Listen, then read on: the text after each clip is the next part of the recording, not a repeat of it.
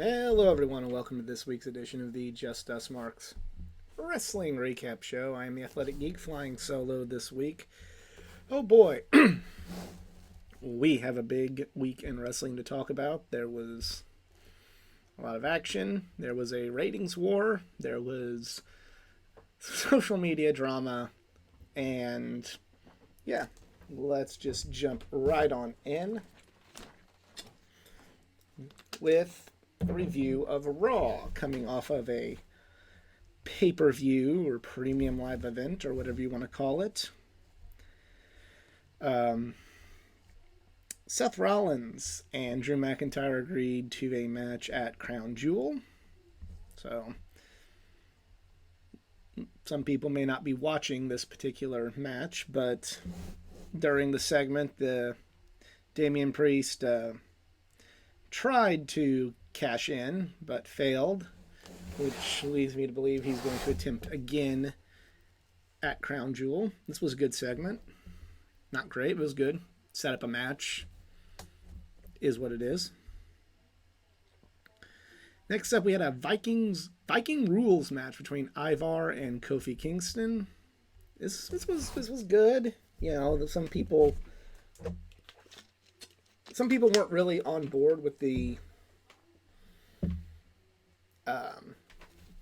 kind of the theme of the Viking rules match, but I don't think it was terrible. It's not my favorite sort of stipulation, but I thought it works with that gimmick of the Viking Raiders, and the match itself was good. So Nia Jax wrestled Raquel Rodriguez. This was a Nia Jax match, and it ended in DQ, setting up Raquel and Rhea for later on. So, yeah. Had a segment with the new tag team champions, Cody Rhodes and Jey Uso. They were sober for this segment. The one thing I've always found interesting is every time Cody's tried to talk about going after the world championship again, like in this segment, which they were being interviewed by Michael Cole. Michael Cole started to ask Cody about finishing the story, and he got interrupted by Sami Zayn and Kevin Owens, and I think the production crew messed up and played Sami Zayn's old bad guy music from last year. So there was that, but they set up a segment of Sami and KO versus Cody and Jay for later on. Ricochet versus Bronson Reed versus Chad Gable in a triple threat match. This was a really good match. Bronson Reed beat Ricochet. They're kind of setting up all three of these guys are pursuing Gunther for the Intercontinental Championship. Drew McIntyre wrestled JD McDonagh. It was short. It was just kind of a strong win for Drew, especially going into Crown Jewel. So was what it was. Nothing special. Becky Lynch defended the NXT Women's Championship against Tegan Nox. Again, good match. Becky Lynch won. And then there was a segment with Chelsea Green making fun of Tegan Nox afterwards for losing. It is what it is. It sets up a feud, and it's fine. It's just nothing. It's not a groundbreaking, oh my god, that segment. It's just like, okay, this was a suitable segment to set up something later on. Main event for the Tag Team Championship, Sami Zayn KO versus Cody and Jay. This was a really good match.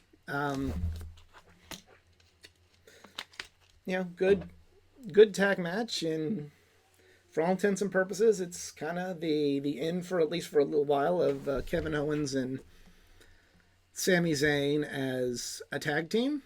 More on that later. No bad guy turns or anything like that. Just, as we'll talk about when we get to SmackDown, it's the end of that tag team for a little while. We go from Raw to NXT, one half of the Tuesday Night War. Started out with Cody Rhodes. His major announcement was he would be the GM of NXT for that night. His other major announcements were they will have a men's breakout tournament. They're currently having a women's breakout tournament on NXT. I haven't really been keeping up with NXT, so a lot of the stuff was new to me. And they're also bringing back the Dusty Rhodes Tag Team Tournament. So that's cool. Start off next with Roxanne Perez versus Asuka. Asuka won. I didn't like it. Was okay. I guess I just kind of expect more out of Asuka matches. Next up, we have a pub rules match between the Brawling Brutes and Gallus. This was probably the best match on NXT this weekend, or this week, I should say. Really good match, really good brawl. Again, haven't been following NXT enough to know kind of the story behind it, so I didn't have like any attachment to this match to understand like what led up to it, so that might have affected my enjoyment of it. It was a good match. Next up we have John Cena, and comes out, he's interrupted by Braun Breaker. Then Carmelo Hayes came out. Kind of your standard Cena segment.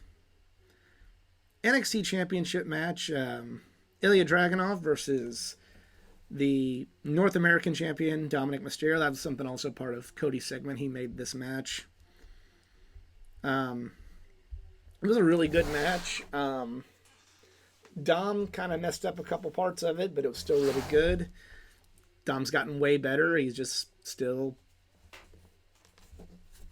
His wrestling's just still not on a top level yet. His character work is, but not his wrestling.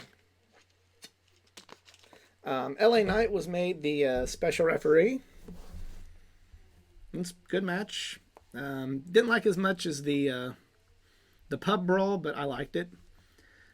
Speaking of the women's breakout tournament from earlier, Lola Vice wrestled Danny Palmer. This wasn't very good.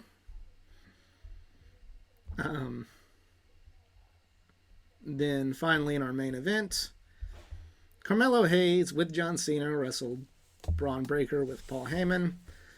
This was a good match. Carmelo Hayes won to become the number one contender, or get a spot in a match for the number one contendership for the NXT Championship. And then afterwards, The Undertaker came out and this second Braun Breaker was what it was. It was an entertaining show. Like, the show did make me enjoy NXT.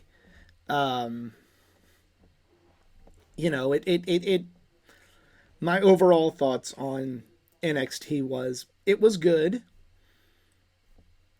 It showed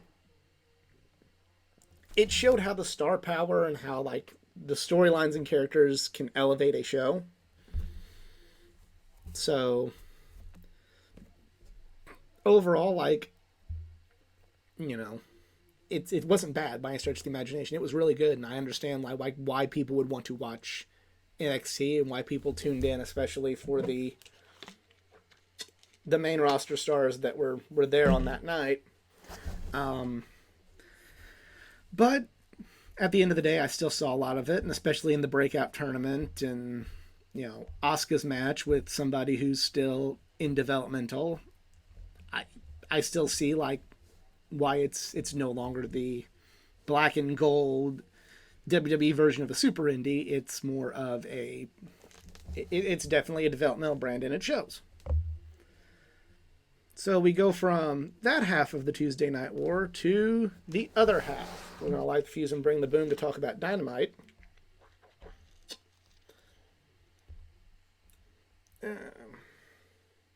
First off, they had a buy-in. Yes, they had a buy-in, which I'll go over the match. It was a dream match. Eddie Kingston putting his ROH and NJPW Strong championships on the line against Minoru Suzuki. It was a good match. I love Minoru Suzuki. I have his theme song tattooed on my arm. I love Minoru Suzuki. I'm getting to the point now where I kind of feel like Suzuki just has an American match that he does when he's in singles in America. And that's just kind of his go-to. And it works. And it's good. But after seeing that match, not only with Eddie Kingston, but with Bryan Danielson. And granted, the Bryan Danielson match was better. There's a little bit more stuff. But with Bryan Danielson, too, with, when he's had similar matches locally here on the Indies when they've brought in Suzuki.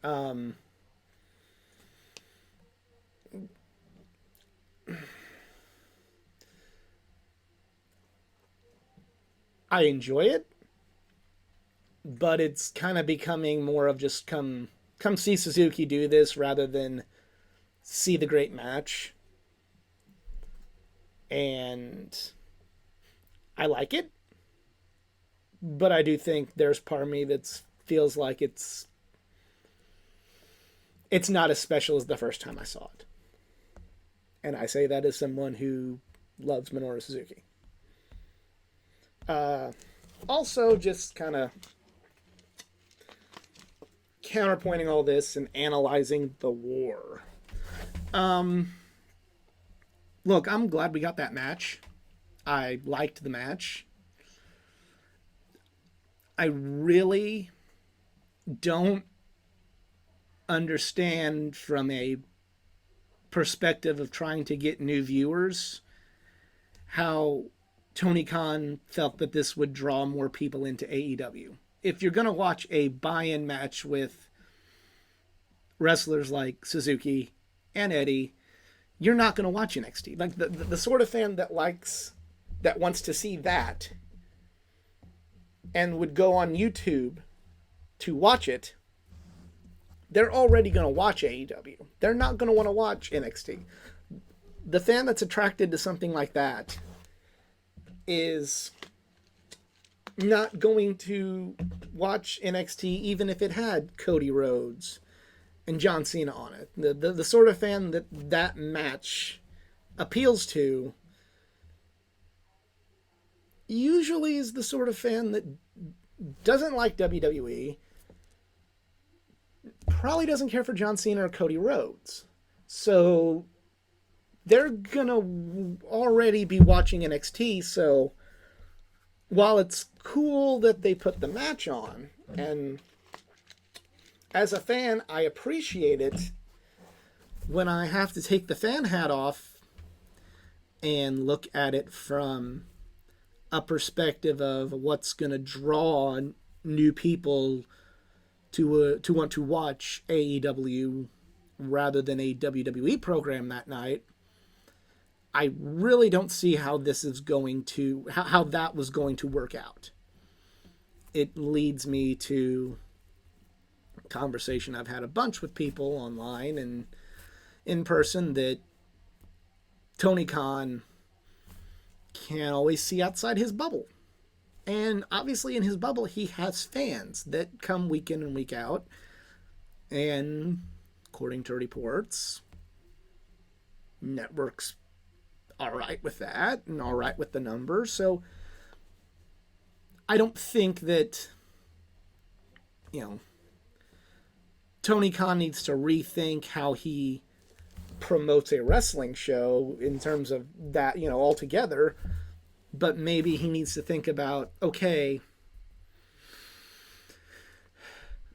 if I'm going to be competing with WWE head to head on this night, he might need to look at doing things might need to look at how to market and do things that maybe people outside that bubble think of things they'd want to see to keep them from watching WWE. And then once they're in with that sort of thing, then you put on Suzuki and Eddie. Then you bring out your other talent and go like, hey, and if you've never seen these guys before, tune in every week. But bring them in with something else. Something, you don't have to completely rethink your strategy, but use the familiar names. Use something that they might know. Go like, oh, here's Adam Copeland. This was Ed. Okay, I'll start off with this. And then bring in your homegrown talent. The main show started off with Bryan Danielson, Swerve Strickland. This was a really good match. Strickland's got a bright future in AEW. Danielson wins. It was really good. He did bring the familiar face out. This one part he did well. It maybe didn't translate to the ratings, but I agree with this strategy here. Next up was Chris Jericho versus Powerhouse Hobbs. Hobbs just decimated Jericho and made Hobbs look great. International Championship match was supposed to be Jon Moxley and Rey Fenix. Moxley's still not cleared, so we got Orange Cassidy back, who promptly won the belt back. It was a good call, but it is just kind of one of those like, well, this belt's cursed. Everybody who holds it is hurt. During commercial breaks, they were doing the silent film of Toni Storm. This was entertaining, but like they really promoted. They hyped this up way too fucking much on social media for what it was. Like, it was funny, and it's cool, and it's great for Tony's character, and I enjoyed it, but it... like, you really put stuff out on social media for funny things during picture-in-picture?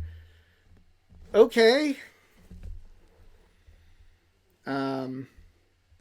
Wardlow. Remember him? He's still here, and he decimated Matt Sydal. Remember him? He's still under contract too. Jay White wrestled Hangman Page. It was good. I'm not gonna let my dislike and annoyance at Jay White really, I'm not going to let that affect the fact that this was a good match. Then go to the controversial segment with the quarter line from Juice Robinson to MJF.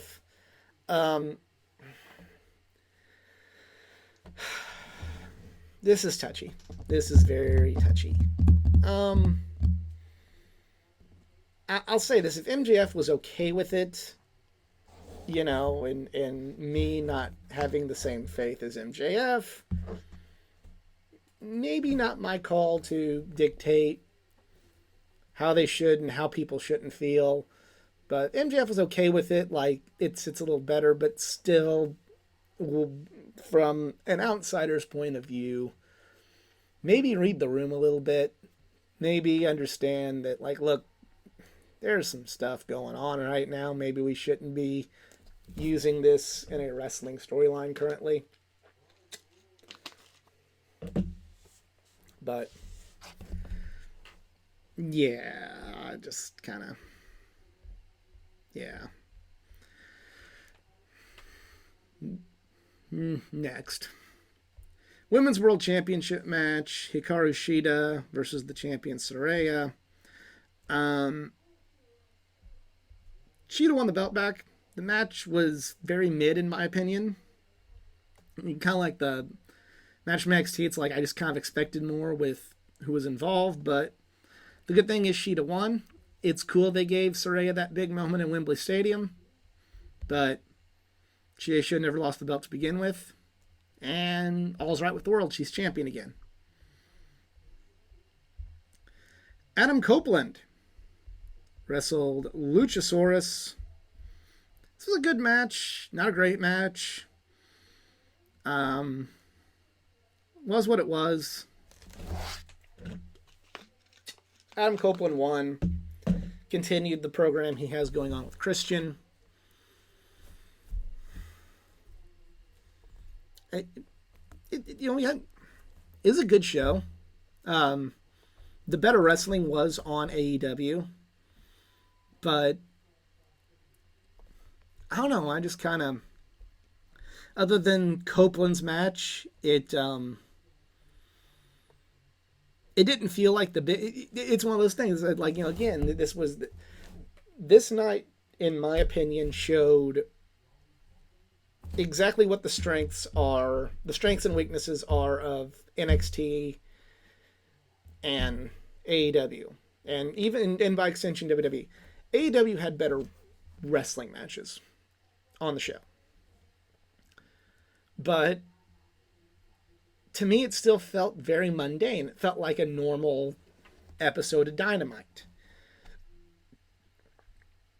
Whereas NXT, the wrestling wasn't as good, but you saw that star power, and it made NXT, despite the fact that the wrestling, in my opinion, wasn't as good, it made that show feel like a way, way, way bigger deal. And that's kind of the difference is WWE can make things feel so big sometimes, and it kind of, if you, unless you're a complete cynic, you can look at it and go, wow, look at what they're doing. Look at how they've made, this brand and all these different things. And speaking for myself, unless it's like it was 2 years ago when the wrestling was just complete and utter garbage, you can look at that and go, wow, this is like, I can see why people want to watch this. I see why people want to be a part of this. And the matches on AEW, but, are so good, you're like, wow, I understand why this is a hot new show. It's one of those, if the wrestling could just get a little better in WWE sometimes, and if, the writing can just get better in AEW, they could really both be brought up, but that's never going to happen. So NXT won the ratings. I'll pull up the exact numbers for context. Hang on.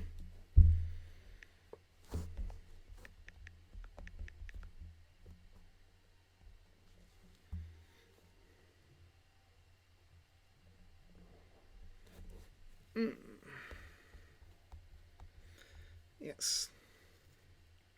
NXT had 921,000 viewers, and Dynamite had 676,000 viewers. So not an ass kicking, but a pretty solid win for NXT that night.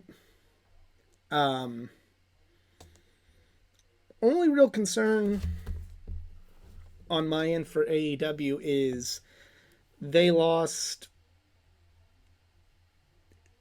around 150,000 viewers from the week before, and that part should be more of a concern than losing. Tony Khan, I don't think feels that way, judging by his breakdown that we saw on social media with him bragging about how NXT didn't get 1 million.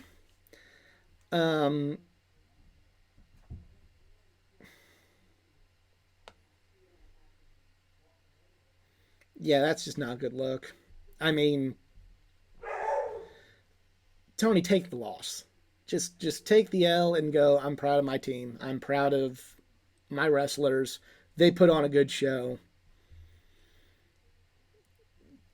Look at it that way and move on. But Tony Khan doesn't take losses well. He's an extremely sore loser, and I'll concede in business, maybe you need to be a bit of a sore loser. But this makes AEW look completely second rate with the way he flies off the handle like this. And I'm not going to get into the whole secondary meltdown he had. I just don't want to talk about that. It's follow me on Twitter at athletic_geek89 to read my thoughts on that, and that's all I'm going to say.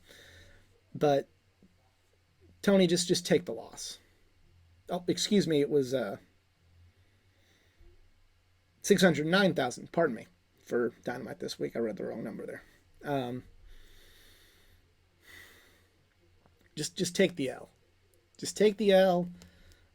Look at what you did right, and move on. Don't be saying like, well, The Undertaker and John Cena didn't have 1 million viewers. Yeah, and Adam Copeland appeared on a show with less than 750,000 viewers. You have something that you can build on, but you have nothing to brag about. And this makes the company look bad. This makes you as an owner look bad. This makes... It's just not good. And Tony Khan really needs to stop. I know quite a few members of the AEW fan base were pumping their fists and go Tony Khan for calling out that second-rate show. Okay, he can call out the second-rate show, but he still lost. You know, still lost. And still lost by enough of a margin that it's not like... It's clear that he lost. So don't talk shit. You know, you're just really making everything look bad. And yeah, stop making the company look bad. We're now going to go to SmackDown from Friday night.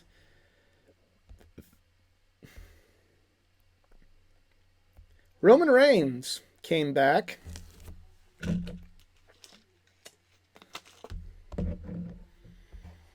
Yeah, that happened.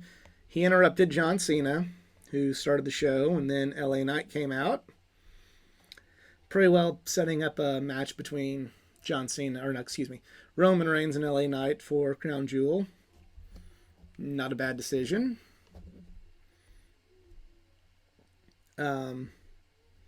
Brawling Brutes wrestled Pretty Deadly. Pretty mid-match, but nice character work from Pretty Deadly. But the match itself was pretty mid. Zelina Vega wrestled Bayley. Again, is okay. Bayley won. Triple H made a big announcement. He said that Adam Pearce would now be the general manager of Monday Night Raw. And the new general manager of Friday Night SmackDown will be former Impact and NWA World Champion Nick Aldis. I know I saw some people complaining that Nick Aldis wouldn't be brought in as a wrestler, and I agree. I want to see Nick Aldis wrestle, but I'm going to let this play out first. You know, a lot of people didn't watch the NWA or Impact. And a lot of people don't know who Nick Aldis is. So bringing him in as a general manager, which does play to talking, which is one of Nick Aldis's strong points. I think he's a great wrestler, but he has a lot of charisma. He fits the role of an authority figure very well. So you can bring him in as a general manager, and possibly bringing him in this role, you can have Aldis wrestle down the road and use this to turn him into an active wrestler down the road. It's not unheard of. It's maybe not what everybody wants to see, but hey, there may be a method to this madness. You know, I've been telling a lot of people I've interacted with. People forget that, granted, this was a long time ago, but Roddy Piper was not brought in to be a wrestler originally. Roddy Piper was brought in to be a manager. And they used him being brought in as a manager to eventually lead to him wrestling. So, it's not a bad idea. We also don't know if Nick Aldis wants to wrestle. We don't know yet. So, give it some time to play out. See how it goes. I think Nick Aldis will work well in this role regardless. Cody Rhodes, Jey Uso wrestled Grayson Waller and Austin Theory in a tag title match. Really good match, but afterwards we got a stare down with all of the bloodline. And Cody Rhodes, and also, and I forgot to mention this, the newly acquired SmackDown star Kevin Owens. And we got our first stare down between Roman and Cody since the Raw after WrestleMania. Yeah. LA Knight wrestled Solo Sikoa. LA Knight won. Good match. So, it's a good night to advance storylines. Matches were very up and down. And finally, we come to Collision. There's a lot of wrestling this week. It was a lot of wrestling this week.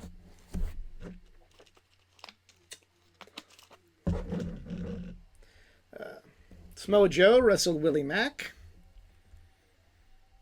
Good match. Is what it is.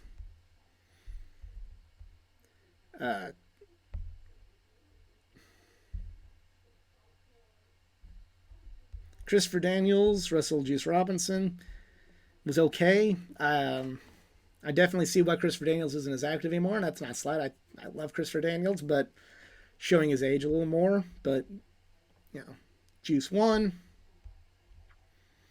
Had a very long talking segment with Jay White afterwards where they set up the Dynamite Diamond Ring stuff. Okay, this segment to me was very, like, forced. You know, I get it. You know, you're not supposed to like Bullet Club Gold, and in that sense it's fine, but it just was very I got bored. Boulder from the Iron Savages wrestled Kyle Fletcher. This was mid. Chris Statlander wrestled Sky Blue. This was not mid. It was good. Sky Blue was defeated by Chris Statlander, but good match. Good character work from Sky Blue afterwards, refusing to shake hands. This was cool. Keith Lee. Remember him? He had a match with Turbo Floyd. And it was very short. Remember everybody saying how Keith Lee would be so much better in AEW? I've yet to see it. Sorry, not sorry. But the main event was phenomenal. Bryan Danielson and Christian Cage for the TNT Championship. Really good match. Ricky Starks hit Danielson with the AEW Tag Team title to secure the victory for Cage. Ended with a big brawl at the end with FTR, Adam Copeland, Danielson, and the Christian family, and Big Bill and Ricky Starks. Really good show. Again, kind of like SmackDown, very up and down, but main event, phenomenal. And yeah, that is it for me this week. I want to thank you for tuning in. If you enjoyed, please like, share, and subscribe for more content. Follow me on my social media pages, facebook.com/athleticgeek89, Twitter, athletic_geek89, Instagram @athleticgeek89. And yeah, thank you all for tuning in. We'll see you next time. Fuck USC.